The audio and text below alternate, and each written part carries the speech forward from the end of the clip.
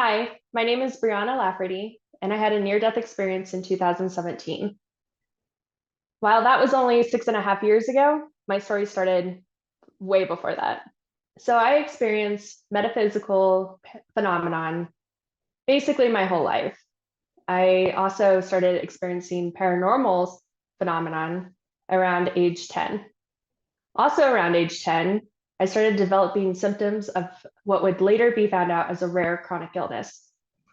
That illness would not be diagnosed for another 8 years.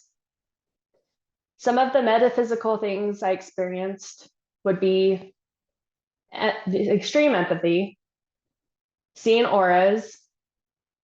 I would see auras for many years until I saw one that scared me, and I have not been able to see him since, which is unfortunate. I've been trying. Things started getting a little weirder when I started seeing ghosts and spirits and inanimate objects move. We moved to a house in a small country town. And at the time, we didn't know anything about this town, just that it was small. And so we thought this little town was going to be a really sweet, comfortable place to live.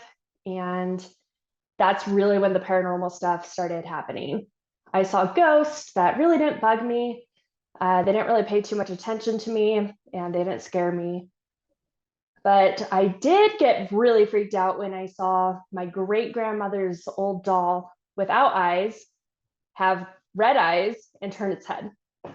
That was absolutely terrifying.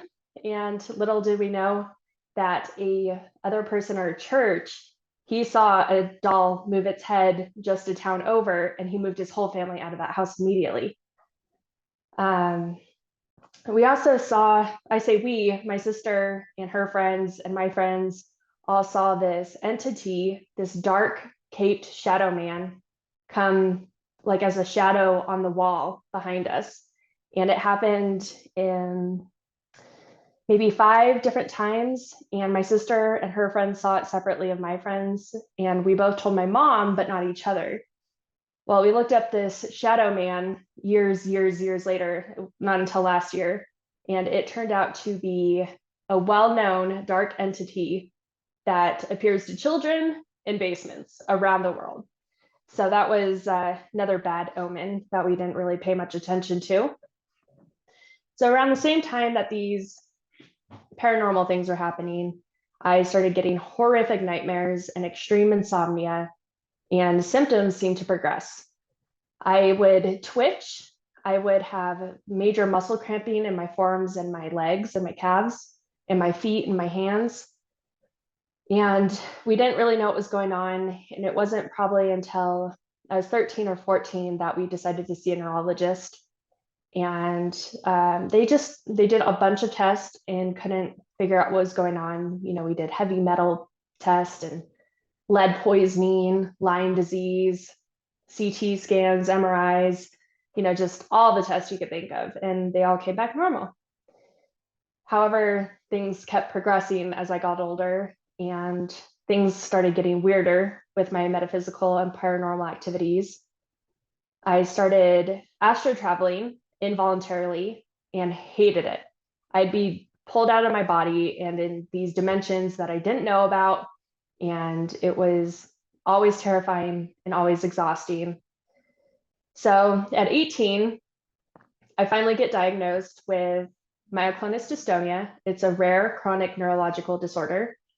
And at that point, we had tried a bunch of medications. So we had tried a cocktail of medications for years. We also tried Eastern medicine, herbs, meditation, Reiki, hypnosis, massage, acupuncture, chiropractic, Chinese herbs. The list is very, very long of all the things we tried, and I had very little relief. So knowing that there was really no other options, there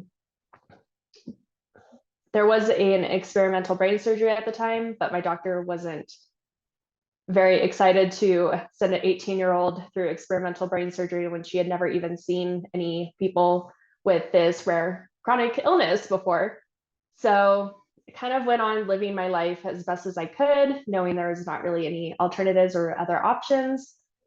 And as I lived my life and my symptoms got worse, so did the paranormal and metaphysical craziness I was going through. I continued to see dark entities and things not of this realm and or dimension. And just kind of darkness followed me wherever I went. I was always a pretty happy person. I never let my disorder get to me. I worked really hard. I finished my degree in college, bought my first house at 19. It was a flipper, so I worked hard on my house while being a waitress to support myself, all dealing with this hidden illness and these crazy paranormal activities. And so I just kept moving. I kept trying to run away from all of this. And I ended up in San Antonio, Texas. And my condition was pretty bad. And my mom had read that spirit release therapy might work, that sometimes these entities attach to people and cause these crazy, weird illnesses. And so it kind of made sense. None of the medications really worked. None of the other alternative medicines worked. Why not try it? So we got in contact with a hypnotherapist that specialized in spirit release therapy, and she was remote. She warned us that I could get sick, a little sick. Yeah, nauseous, some gastrointestinal stuff, maybe a low fever. Well, she was partially right. I got sick, but I got very, very sick, very ill. And I think it was a couple of weeks that we were doing this, and I was going downhill. I was basically glued to the toilet. I don't remember if I had a fever or not. I was very, very uncomfortable, getting sicker and sicker. So we asked her to stop. Unbeknownst to us, we didn't realize she was still doing release therapy in the background after we asked her to stop. So these spirits that had attached to me from probably 10 years old when we saw this paranormal activity in the home, they were getting very angry. They were getting violent, and they started putting horrific images in my head and trying to torture me psychologically. And then when I like, you know what, that's not going to work. You've been in my head for 15 years now, you have no power over me. Then they decided to change their tactics and not only attack me psychologically, but attack me physically. So then that went on, and my mom and I had been praying for a few days straight. It was, 1:30 in the morning one night, and I told my mom I was going to let her go so I could try to get some sleep. I knew I was not going to be able to sleep, but I knew she needed to. So at just before 2 in the morning, I told her goodnight and put the phone down and cried out. I said, I cannot do this anymore. It is in your hands. I didn't know who I was talking to. My relationship with the God I grew up with was very strained. I didn't believe in the God I was taught in, but I figured if there's something out there, it's up to you. You've got to save me. I can't do this anymore. I've been fighting and I'm exhausted, and it's in your hands. So I surrendered completely. I surrendered with my heart, my body, my soul, everything. And all at that moment, everything, all these dark entities and darkness was ripped from me. And all of a sudden I feel so light, and I feel tingling in the palms of my hands and my feet. And this big booming voice asks me, are you ready? Well, I don't know what I'm ready for, but something just answered my prayer. Yeah. And then I felt 3 hard thumps on my chest. And that's when my heart stopped and I left my body. Enter NDE, April 27th, 2017. Immediately, I was in this beautiful black, velvety, warm void. We call it a void, and I don't know why, because it's filled with everything, but it's probably moving so fast that it feels empty. And I knew I was with the creator. I knew I was with the thing that answered my prayers. And it was just pure love. And I felt like I belonged there, like I was from there.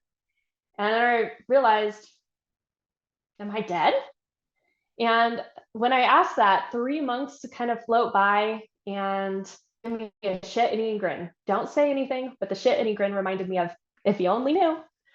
And then it just kind of vanished and thought, okay. And instantly I was whisked away into this amazing tunnel.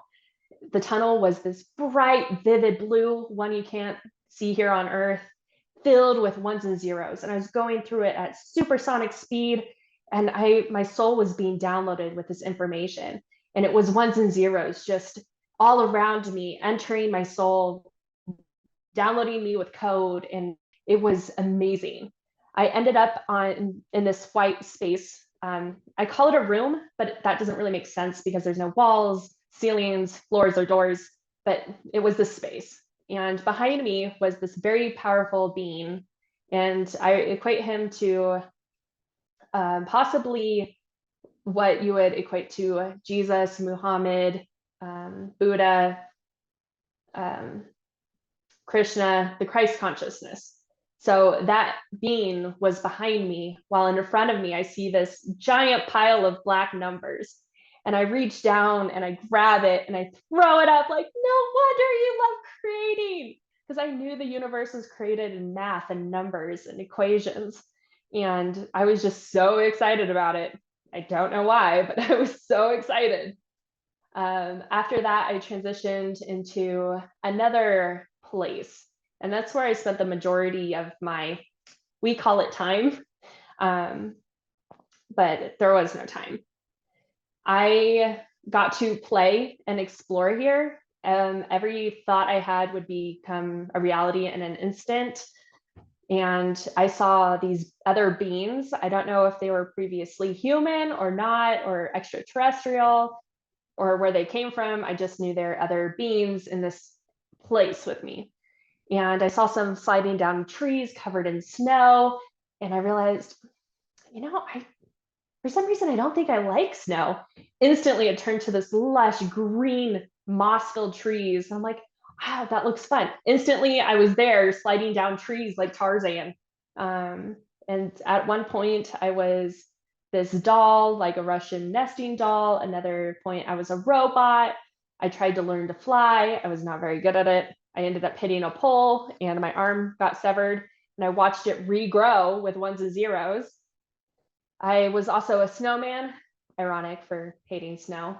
But there was this vessel or thing, that a piece of equipment that these other beings were working on, that had a huge flame at the top of it. And curiosity got me again. And I'm like, I wonder if I get too close, if I'll melt.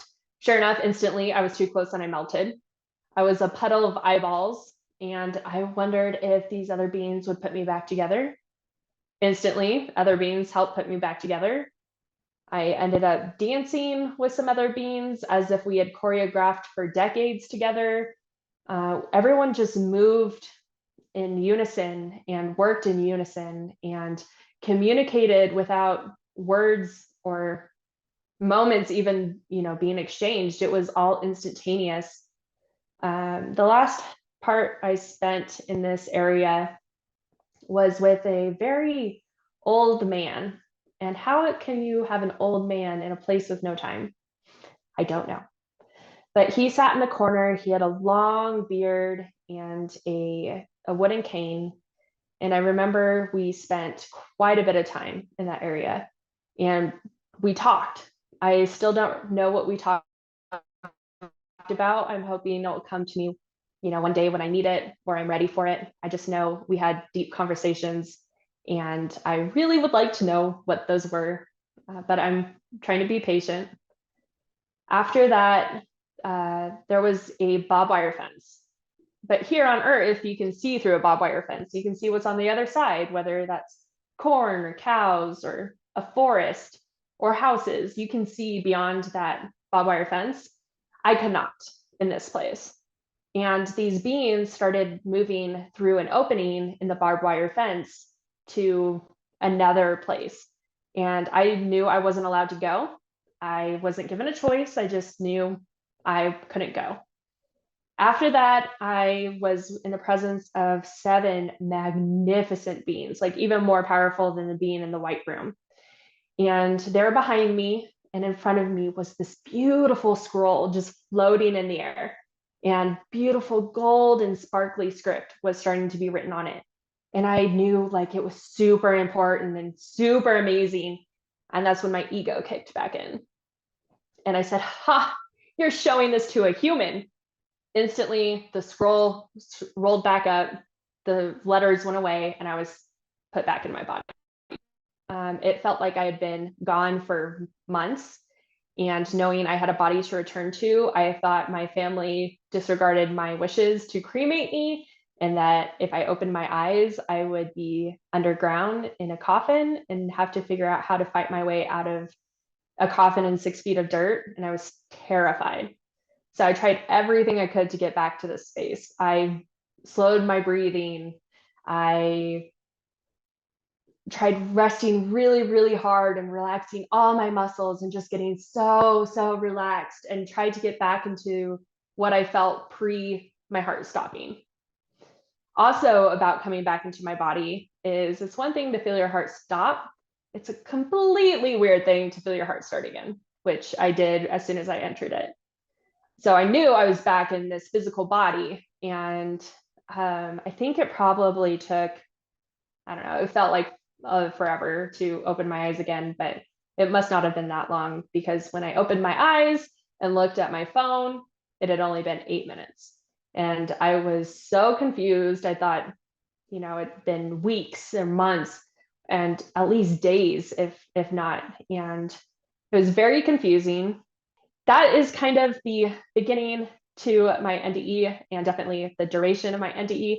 And the afterwards is another wonderful story. So it was very confusing coming back to my body. I felt like I'd been stuffed in a sausage casing. Walls freaked me out. I had no idea why until this year. I mean, I would just keep touching them, and like things were so solid. It was really freaky. I could also hear people's thoughts. I could hear animals' thoughts. I could feel the plants. It was very overwhelming.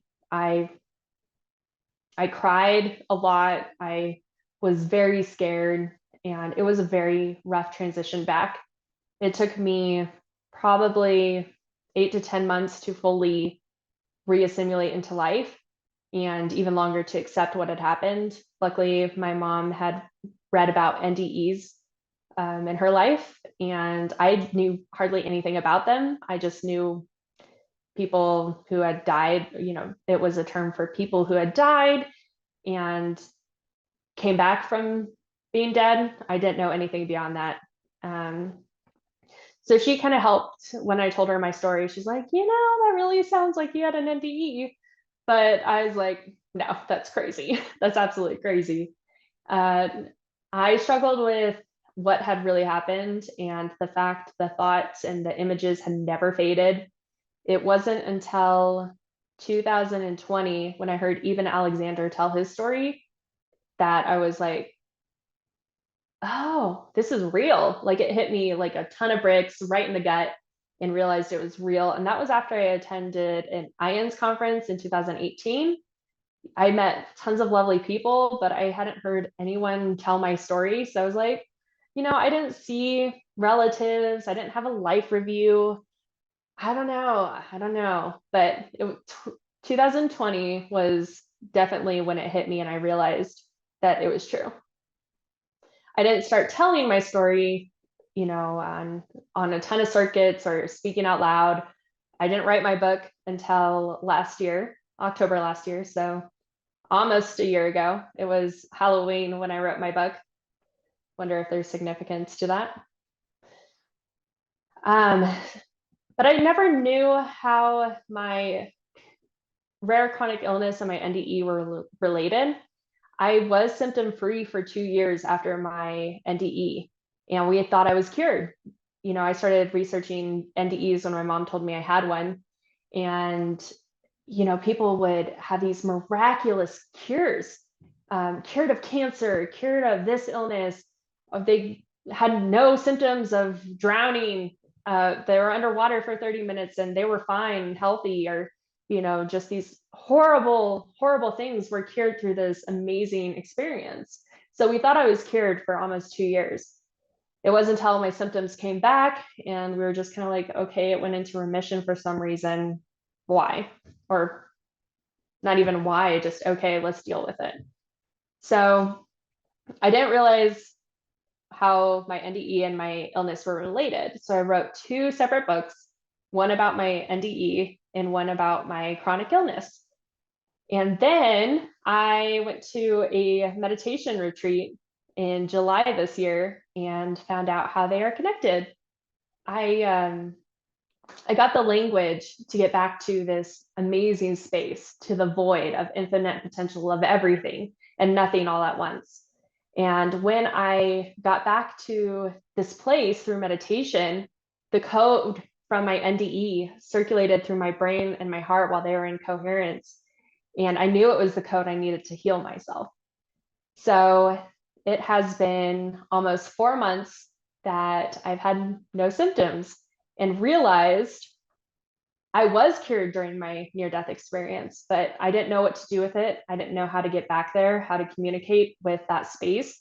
So living the same life, thinking the same thoughts, doing the same actions, having the same feelings, reignited this chronic condition I've had. So now I know that if I continue to keep accessing this wonderful space and this space of infinite potential and healing and possibilities, I can be forever cured now. So I finally realized how my near-death experience and my chronic illness are related, and I have to write a 3rd book now. Thank you so much for taking some time to listen to my story. I hope it uplifted and inspired you. If you want to find out any more about me or read any of my books, you can find the information in the description.